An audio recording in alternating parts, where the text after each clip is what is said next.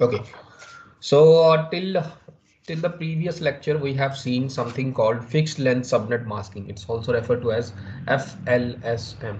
Okay, so the only problem is that if you refer to the previous lecture, so I'll just go to what is it. You will see that in this particular kind of a scheme, every subnet is equal. So if you see here, subnet 0 is 10 to 127, and here subnet 1 is 128 to 255. So it is 120. The length of each subnet is 128. In the similar way, if you divide it into four parts, the length of each subnet is 64. Okay, so if you're seeing here, every subnet, when you divide it into subnets, every subnet has equal length. Okay, so uh, I there are some cases that I do not want equal length subnet. Suppose I just do want to divide. I just want to divide the subnet in. I just want to divide the network into three subnets. Okay. So in that case, if you follow this particular approach, it will not be possible, because if you fix the first length, if you fix the first bit, it will be divided into two parts. If you fix the second bit, it will be divided into four parts. Okay. So uh, with the help of this FLSM, you cannot be you will not be able to divide it into three parts. You will always be divided into four parts. So one part will always be get wasted. Okay. So if you only need three subnets, but you are always getting four subnets, so you are stuck with the fourth part. Okay. So in that case, mm, this particular technique comes into existence, that is VLSM. Okay. So that is also referred to as variable length subnet masking. Okay, variable length subnet masking. Okay, so now the only difference between these two techniques is that if you are seeing here in fixed length subnet masking, all the four subnets contain the same kind of IP addresses, but in VLSM it can be possible that you can divide it into two parts, that is 122 128, and you can divide this particular subnet into again two parts, that is 64 and 64. Okay, so if you're seeing here, the subnet are not equal to each other. So these two subnets are equal to each other, but they are not equal to this 128 bit part. Okay, so if you want like this, you can do it with the help of variable length subnet masking. Okay? So everything is similar. You have already seen everything is similar. The concept of variable length subnet masking is just differs a little bit, but all the techniques that we have used earlier will be used here as well. Okay, so now take a look at this. Now how can you divide it into three parts? Okay, so I'll just take the same example here. So 192.168.0.0. Okay, so I'm just taking this example. So this is your network ID. So it means that this particular IP address is a class C IP address. So if it's a class C IP address, so this is network part, this is network ID part, this is network ID part, and this is your host ID part. Okay, so when you're dividing a network into subnets, so you have to concentrate on the host ID part, because from the host ID part you will get the subnet ID part. Okay, so I'm just taking a network and I'm concentrating only on the host ID part. Okay, so now what you do, I'm just writing this 0 0 there, because it's a zero part, so 0 0 0 0 0 0. Okay, so when you fix one bit, it will be divided into two parts. The first part will contain 0 as fixed, 1 2 3 1 2 3 4, and the next part will contain 1 1 2 3 1 2 3 4. Okay, so 1 is fixed here and 0 is fixed here. Now what you want to divide this particular I'll say this particular subnet 1 into again two parts. Okay, so assume this now, this particular host ID part here, it's your host ID part in this particular subnet. So the host ID part is this particular these what do I write it? This one. Okay, so this is your host ID part and this is your subnet ID part again, and this is again your subnet ID part and this is your host ID part. Okay, so when you want to divide this particular subnet, I'm talking about only S1, into again two parts, what you do, you take the bit from the host ID part and you fix it. So I'm fixing this particular bit, that is 0 here. So by fixing it, it will be again divided into two part. First is 1 0 and the second one is 1 1. Okay, so the host ID part will be 1 2 1 2 3 4. Okay, so that is how you divide the network into unequal parts. If you're seeing here now, if you're seeing here 1 0 is fixed, here 1 1 is fixed, here 0 is fixed. Okay, so the subnet ID part here is differing here. Okay, so here in subnet 0 the subnet ID part is only 1 bit. In subnet 1 the subnet ID part is 2 bits, and in subnet 2 the subnet ID part is 2 bits again. Okay, so again the same procedure is followed. There is nothing new in this one. You are just seeing here. Again, you just have to see that when you are dividing the network into 2 or 3 or 4 parts, you just have to take care of the host ID bits. Okay, so now in this part, if you're seeing here, this one was already fixed because I have already divided into 2 parts here. So first part 0 is fixed and the second part 1 is fixed here. So the remaining host ID part, there are 7 bits that are that comes under the host ID part. So again, I want to divide this particular network into 2 parts. So what they do, you perform the same procedure. Okay, so again I'm fixing this 1 bit, so it means that 2 bits now are part of host ID part. Oh sorry, 2 bits now are part of subnet ID. Okay, so again you can do it differently also. So if you want to do it like this, that now you fix 1 bit, it will be divided into 2 parts. The first part will be 0 fixed here. Now 3 zeros are here, and the next part is 1 is fixed here. Now if you want to divide this particular part, okay, so if you want to divide this particular part into 2 parts, what do? You again this is your subnet ID part and this is your host ID part. Okay, this one. Now what you do, you again fix this particular part, fix this bit, so it will be 0 0 now, 0 0 here, and 0 1 here. Okay, so now the remaining bits, write it as it is. Okay, so that can also be done. So this is a subnet 0, subnet 1, and subnet 2. Okay, so if you want to do this kind of arrangement, it can also be done like this. Okay, so I'm just following this one now. For right now, I'm following this one. I'm dividing the network into 3 parts, and you can just look at the ranges. What is the range of subnet 0? What is the subnet mask here? Okay, so now if you see here, the subnet mask will be different. Okay, so the subnet mask between subnets will be different. I'll show you. Okay, so now just I'm finding the range of S0. Okay, so the range of S0 starts from 192.168.0. Here, this is the host ID part. Now in this host ID part, what is the range here? The range here is 0 followed by 4 zeros. Sorry, 7 zeros. Okay, so this is your starting address. The next address will be 001. So the next usable address. Okay, so you can call this as network ID or your subnet ID part. And the next one will be your already know 2. Okay, so the maximum it can go ahead with, it is 7 ones here. Okay, so if you calculated this out, it will be 127 here. Okay, so now if you find the range of subnet 1 here. Okay, so how can you find it? Again, if you see here in subnet 1, 10 is fixed. Okay, so in subnet 1, if you look at it, it is from 192.168.0.10 is fixed here, you already know, and then it is followed by 6 zeros. Okay, so 1 2 3 4 5 1 2 3 4 5 6. Okay, so this if you can convert it into your decimal equivalent, it will be 128, and the next one will be, because this is fixed here, so it will be 0 0 0 0 0 1. Okay, so till you can go ahead with the usable IP addresses, and you can maximum go ahead with 1111. Okay, so if you calculate it out, it is 6 ones followed by 6 ones, so it is 128 plus 63.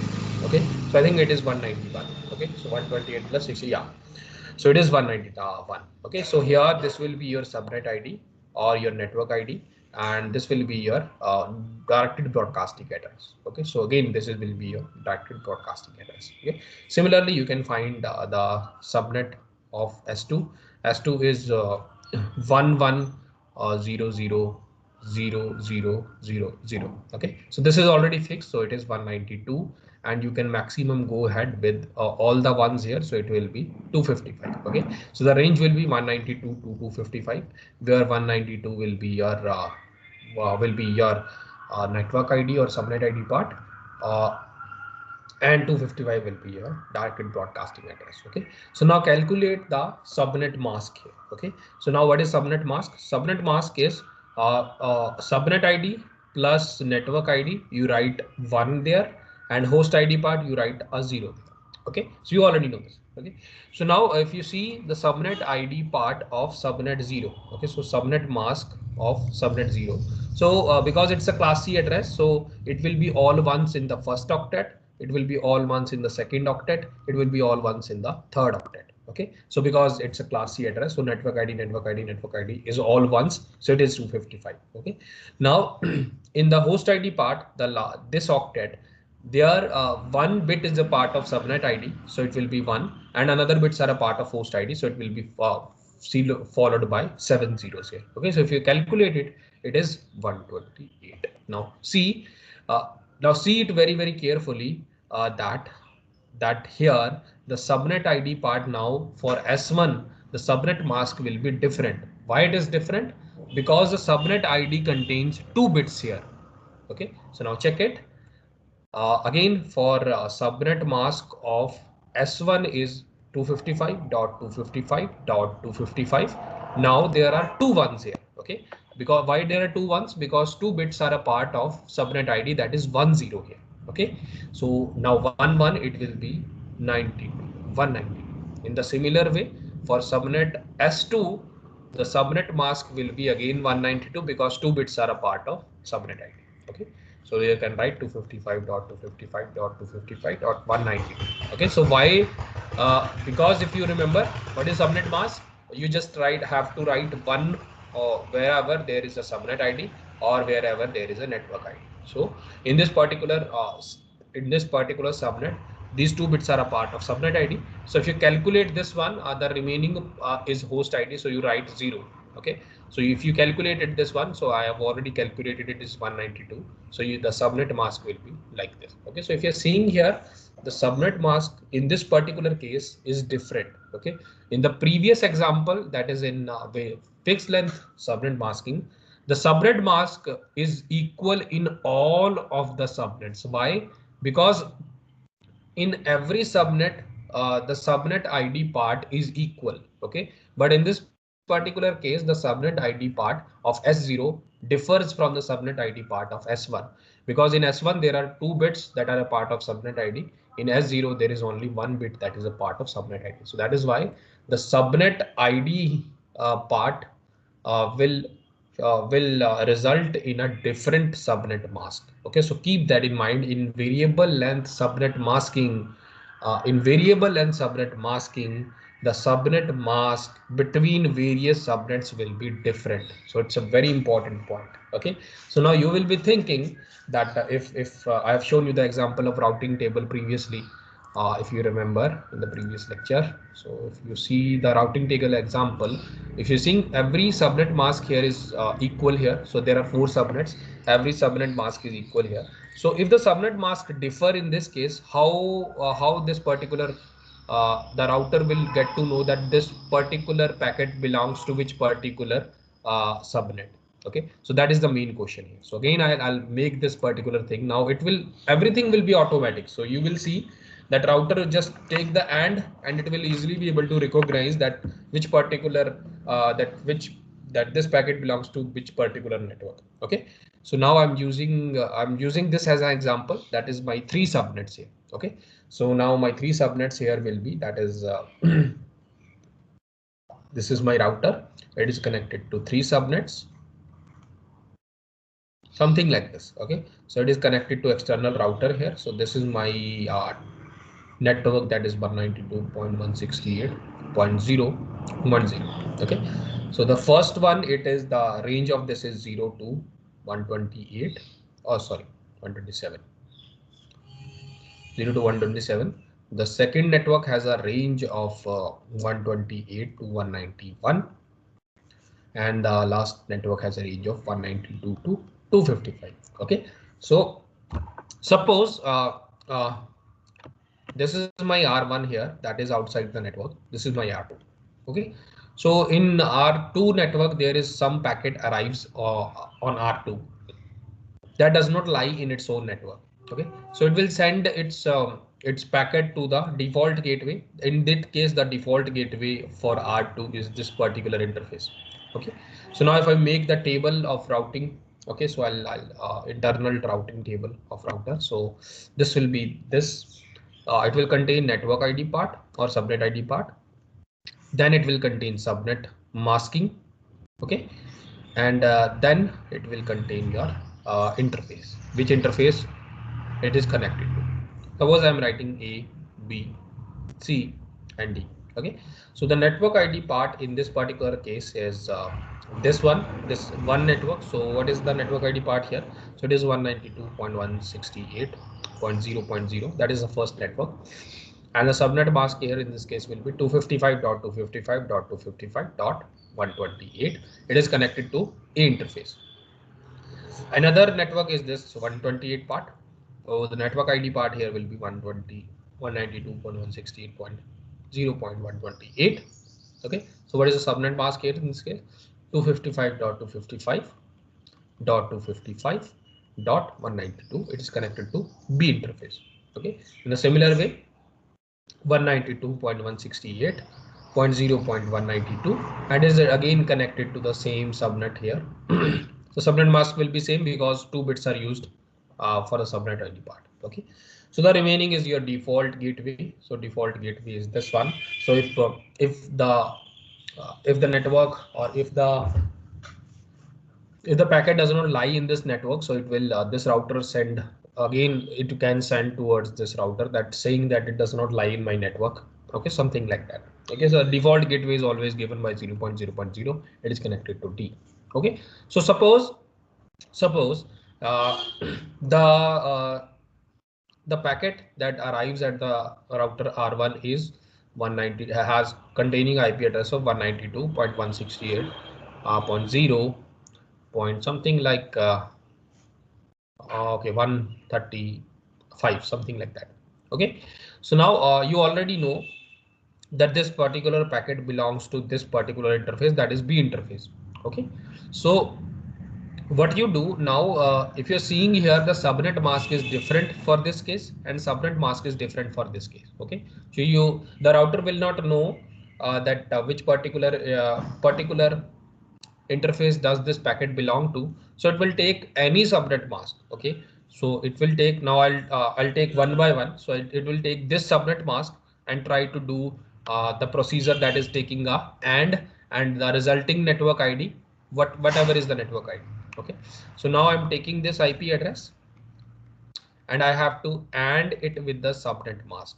Okay, so whatever is the result is the resulting network ID or subnet ID to where I want to forward the interface. Okay, so now take this one, that is 192.168.0.135. Okay, so just I write it in 0 form, binary form.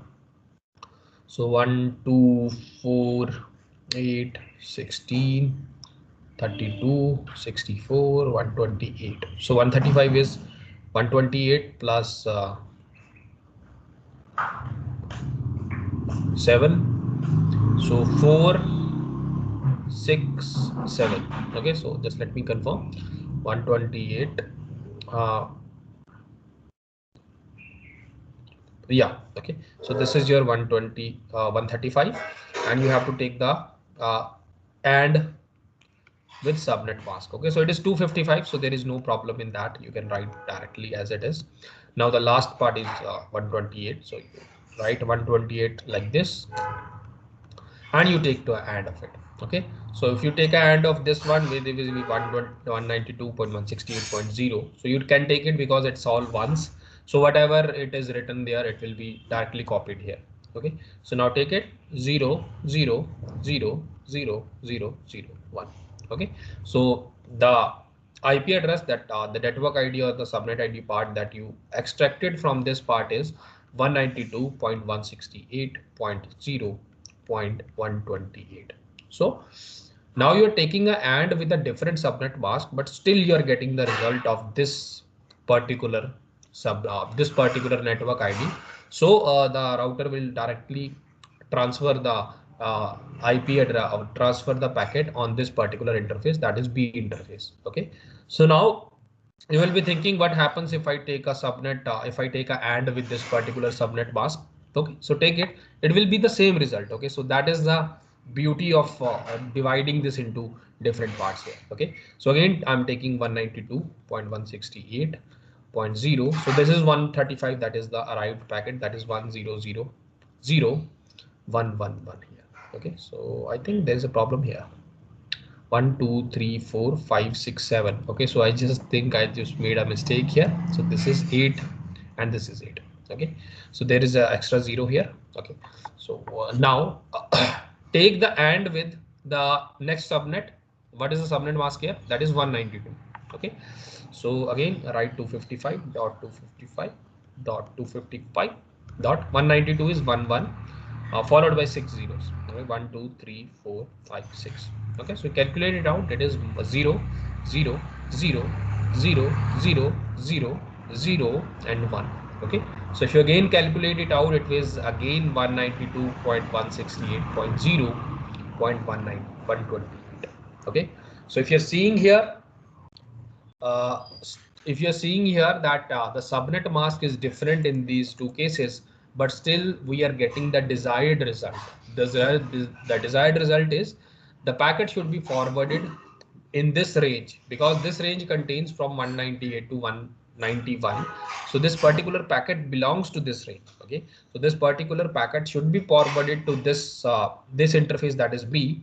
And if I take a AND with this subnet mask, or I take as AND with this subnet mask, the answer is same. Okay, so the answer is the same, that I am getting the same network ID. So I should forward the interface to should forward the packet to the B interface. Okay, so that is how that, just don't get confused, that most of the students have this problem, that when they do variable length subnet masking, they will always think that when we perform this AND operation, the result will be different. Okay, so you can see it yourself. There can be more than one subnet here. So I'll show you.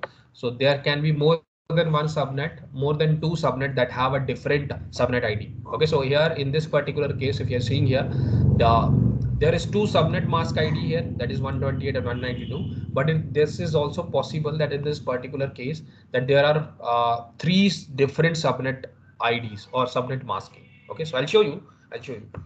So again, if I take the same example, I divide it into two parts. The first part will contain 0 as a fixed, and the next part will contain 1 as a fixed. Okay, so now this will become the subnet ID part. So I want to divide this particular into two parts. So the first part will be 1 0 and the next part will be 1 1. Okay, so now I again want to divide this particular subnet, that is S0, S1 and S2, into two parts. Now how can I divide it? So this two bits become a part of subnet ID. So I have to again fix the host ID part. So I'll divide fix 1 0 1 1 0 and 1 1 1. Okay, so if you're seeing here, again have divided into three parts here, that we divided this S2 into three parts, that is S2 and S3. Okay, so if you want to again further go ahead, you can divide this S3 into two parts, and again this 3 bits becomes a part of SID. So you have to take care of the host ID bit. Okay, so I'm fixing the host ID bit as 0 and the remaining bit will be 1 1 1.